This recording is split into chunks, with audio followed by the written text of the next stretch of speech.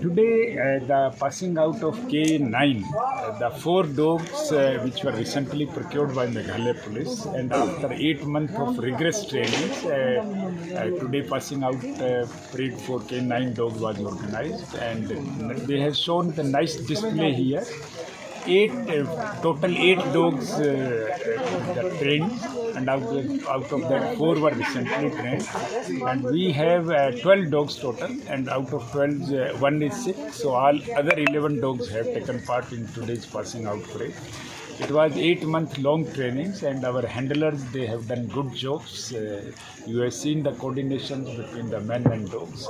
They have understood their behaviors, ethics, skills, everything, and they have done good jobs. And we are sending our 4 more trainers for advanced training at Bangalore, and they will be going to Bangalore on Monday. And after that, we wish that we should procure some more dogs, because there are 12 districts in Meghalaya, and 2-3 dogs are required in every district.